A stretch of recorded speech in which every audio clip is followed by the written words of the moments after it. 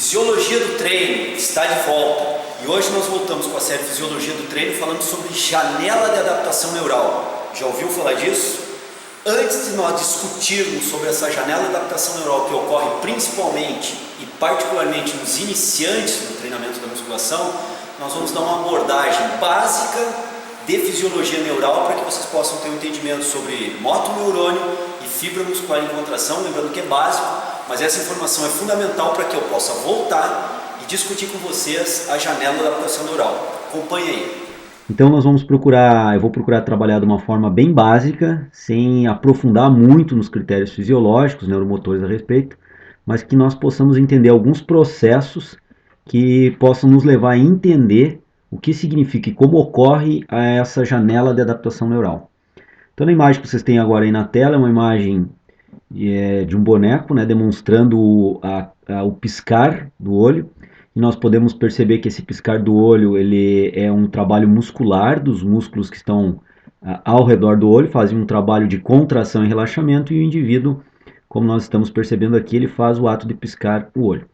O que eu chamo a atenção é que antes de ocorrer o ato da contração muscular para a realização dessa contração e o piscar dos olhos, há um comando motor neural vindo do encéfalo, e esse comando motor viaja por axônios de neurônios, motoneurônios, neurônios que levam a informação nervosa do comando, do estímulo motor do sistema nervoso para os músculos específicos. No caso aqui, os músculos específicos são do globo ocular, fazendo o ato de piscar.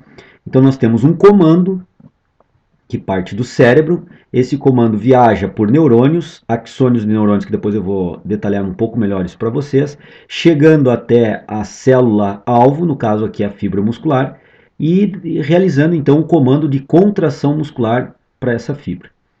Essa mesma ação motora nós podemos verificar aqui no músculo do bíceps. Então, por exemplo, nós temos aqui a menor unidade contrátil muscular, que é o sarcômero, que ele é composto por proteínas, dentre várias proteínas da actina e miosina, e aqui uma representação da contração muscular do bíceps e o que ocorre com essa menor unidade de contração muscular. Então vejam bem, nós temos aqui uma flexão e extensão do cotovelo, onde obviamente um dos grupos musculares envolvidos é o bíceps braquial, e nós temos que entender mais internamente esse músculo, verificando que internamente existem fibras musculares, células musculares, e dentro dessas fibras musculares, miofibrilas.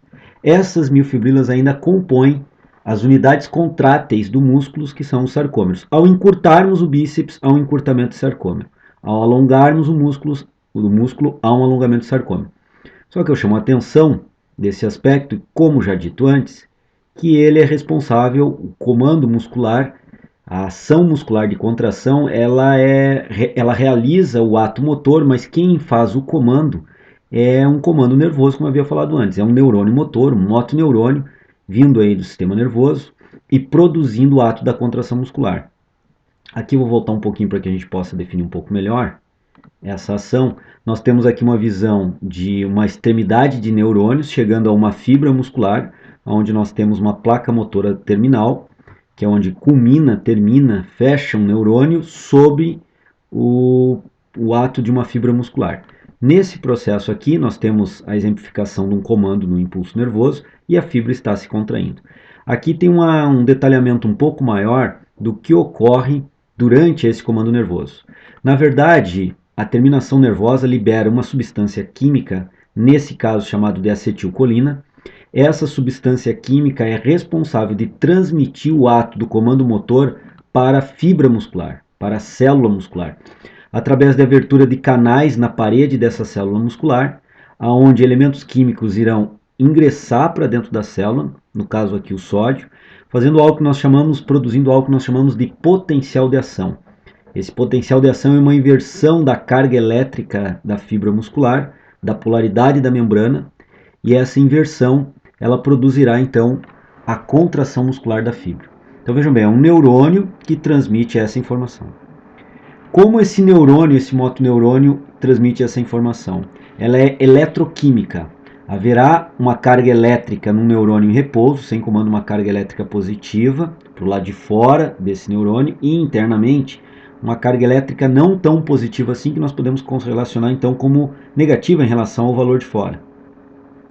Com isso, existem canais também no neurônio, canais de abertura para o sódio, que farão o ingresso do sódio para dentro do neurônio.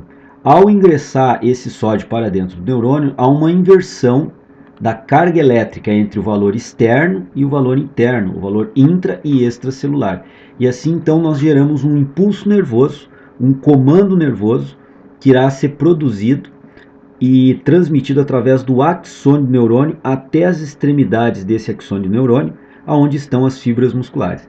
Essa é uma forma então de transmissão do comando nervoso. Aqui mais uma vez a inversão da polaridade, a inversão da carga elétrica. Isso depende de substâncias como o sódio e potássio para a inversão dessa carga elétrica, e isso é transmitido de ponto a ponto ao longo de um axônio do neurônio, chegando até a fibra muscular. Isso que vocês estão vendo agora aqui é o que nós chamamos, de modo genérico, de impulso nervoso ou comando motor, que está descendo por um neurônio para chegar até a fibra muscular e transmitir a contração muscular. Muito bem, agora aqui nós temos nessa imagem um neurônio motor, o qual está finalizado, chegando na sua placa motora terminal e tendo contato com uma fibra muscular, e ele vai então transmitir essa informação nervosa, que veio por inversão da carga elétrica, um comando eletroquímico, um impulso nervoso, chega à extremidade e vai transmitir esse impulso nervoso então para a fibra muscular. Então aqui eu gostaria que vocês percebessem na imagem que, mais uma vez, a acetilcolina é liberada, o neurotransmissor, a substância química neurotransmissora, abre canais de sódio na parede da membrana da fibra muscular. Esses canais são sendo abertos a um ingresso de sódio para o interior da fibra muscular, e através de estruturas chamadas de retículo sarcoplasmático, essa inversão da carga, essa entrada do sódio, se perpetuará por toda a fibra muscular, se deslocará por toda a fibra muscular. E ao se deslocar pela fibra muscular, liberará o cálcio, que é também um elemento químico fundamental em todo o mecanismo contrátil agora da fibra muscular. O que eu gostaria de chamar a atenção de vocês nesse momento? Que até o presente momento nós verificamos que todo o comando ele tem a participação de vários elementos químicos, e a falta ou a dificuldade em produzir e associar esses elementos químicos durante a contração muscular pode levar à fadiga. O indivíduo em fadiga neuromuscular, um dos aspectos que pode ser levado em consideração para essa fadiga neuromuscular é a incapacidade fisiológica do organismo em inverter a polaridade do neurônio, ou transmitir um impulso nervoso do neurônio para a fibra muscular, ou ainda a fibra muscular, a quantidade de cálcio associado a esse retículo sarcoplasmático que irá produzir a contração muscular está baixa. Então esse é um processo que eu chamo a atenção só para mostrarmos que o processo químico é fundamental dentro da contração muscular. E eis aqui o slide de maior importância para nós podermos discutir agora a questão da janela de adaptação neural. O que nós temos aqui? Nós temos a medula espinhal, nós temos aqui um ramo nervoso descendo por essa medula espinhal e um axônio de neurônio motor, um motoneurônio, representado aqui, que se ramifica em 1, 2, 3 e 4 partes. Cada uma dessas 4 partes, como vocês podem ver, está inervando ou levando o comando motor para 4 fibras musculares. Quando nós temos, como representado aqui, um neurônio motor inervando 4 fibras musculares, nesse caso aqui apenas uma representação didática, nós temos aqui representado uma unidade motora. Por que a ideia de unidade? Porque uma vez um impulso nervoso descendo pelo axônio do neurônio, irá levar essa informação de comando da contração muscular para essas 4 fibras associadas a ele. E isso forma uma espécie de unidade, então, contrátil do músculo. Unidade motora, já que vai produzir movimentos, aspecto motriz no corpo humano. Então isso forma unidade motora.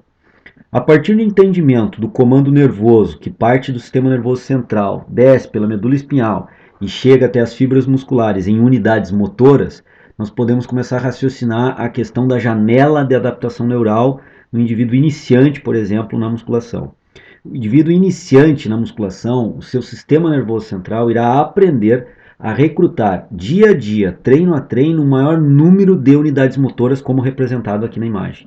Isso vai propiciar ao indivíduo, mesmo que não tenha aumento hipertrófico do músculo, ou seja, um aumento do músculo, vai aumentar a sua capacidade de produzir força nos exercícios, sejam exercícios para peito, seja exercícios para grupos musculares de membro inferior ou abdominais, não importa.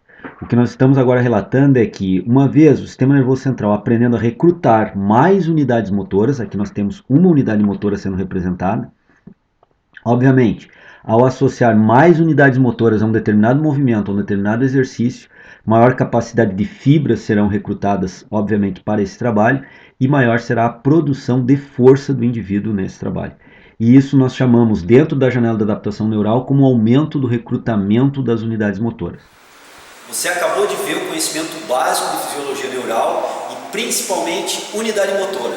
Quando nós pegamos a ideia que foi passada de unidade motora, ou seja, um motoneurônio e as fibras musculares que ele inerva, e aplicarmos essa informação no iniciante na sala de musculação, alguém que está começando um programa de treinamento, nós começamos a observar que esse iniciante, o sistema nervoso central desse iniciante não tem ainda uma capacidade adequada de recrutamento de unidade motora.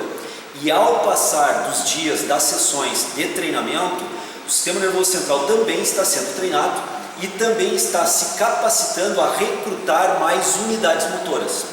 Ao recrutar mais unidades motoras para o trabalho muscular, independentemente do exercício, pode ser um supino, pode ser um agachamento, pode ser um leg press, pode ser um exercício de abdominal, pode ser um exercício de glúteo, independentemente do exercício, ao executar a técnica e voltar a executar a técnica a cada sessão de treinamento, o sistema nervoso central desse indivíduo, desse praticante, começa a aprender melhor a recrutar um número maior de unidades motoras para o trabalho, para aquela técnica de execução. E normalmente unidades motoras grandes, que inervam um motoneurônio, inervam uma quantidade bem grande, bem significativa de fibra muscular. Com isso, o que nós começamos a perceber nesse praticante iniciante na sala de musculação? Que ele começa a ter um ganho de força bem significativo e rápido, acelerado, nas primeiras semanas de treinamento, nas primeiras sessões de treinamento, e esse ganho não diz respeito à hipertrofia muscular. Nós observamos que o volume muscular continua praticamente o mesmo ou o mesmo, e entretanto esse indivíduo ganha de forma rápida grande nível de força nos exercícios que está executando. Isso ocorre devido a esse maior aumento do recrutamento de unidade motora. Além da ocorrência desse fator fisiológico, também ocorre um fator fisiológico que nós chamamos de sincronização de ação das unidades motoras. O que seria isso? Além do indivíduo, o sistema nervoso central desse indivíduo, ao longo do treinamento, aprender a recrutar um número maior de unidades motoras, e unidades motoras que inervem grande número de fibras, consequentemente um maior número de fibra muscular trabalhando uma maior repercussão de força, o sistema nervoso central desse indivíduo também aprende a sincronizar a ação de comando, a sincronizar o estímulo nervoso para que as fibras se contraiam ao mesmo tempo. Com isso, nós conseguimos observar também um ganho de força, no momento em que o indivíduo, além de recrutar um número maior de unidades motoras, consegue sincronizá-las, encaixar o time de ação do impulso nervoso e a ação de contração muscular dessas fibras. Com isso, como eu disse, ao longo dos dias de treinamento, ao longo das sessões de treinamento, esse praticante vai ganhando força sem haver uma repercussão muscular, e sim está havendo uma repercussão neural. São fatores neurais de recrutamento de unidade motora e de sincronização de ação dessas unidades motoras, além de outros aspectos neurais que são mais aprofundados, não cabem hoje para a nossa discussão, estão aumentando o nível de força do indivíduo sem uma respectiva ganho de massa muscular ou sem uma respectiva hipertrofia muscular. Esse processo, durante o tempo que dura esse processo, é o que nós chamamos de janela de adaptação neural, que dura em média de 3 a 4 meses, em média, no qual os indivíduos vão ter um ganho de força sem um respectivo ganho de hipertrofia muscular. Isso vale particularmente para o indivíduo que está iniciando na sala de musculação.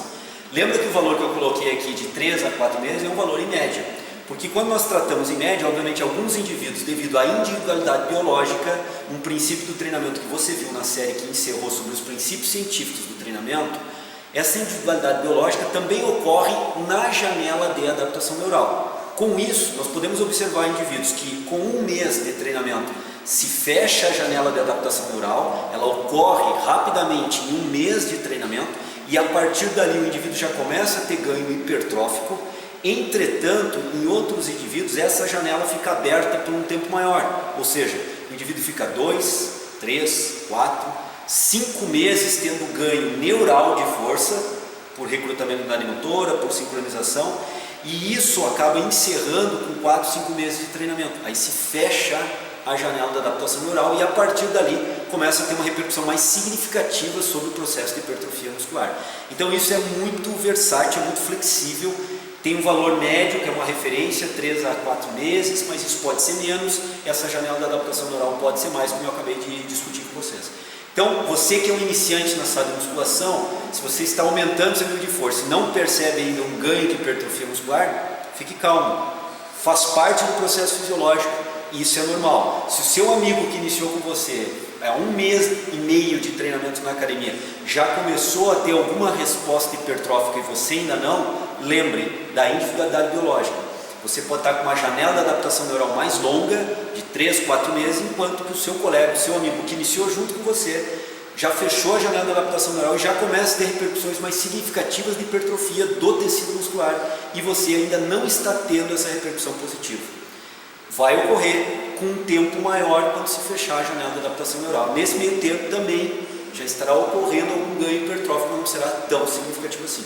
Então fique calmo, se não está ocorrendo no mesmo tempo que o seu colega que iniciou junto. Cada pessoa responde de uma forma diferente ao mesmo objetivo, à mesma carga de treinamento. Isso é individualidade biológica e hoje aqui na Fisiologia do Treino nós tratamos sobre janela de adaptação neural. Espero que vocês tenham entendido, apliquem nos seus treinamentos e se você agora é um iniciante que o verão está começando e as academias começam a bombar de indivíduos se preparando para o verão, pensem bem nisso, vocês terão um tempo de latência antes de começar esse processo hipertrófico e aí terá também a janela de adaptação neural.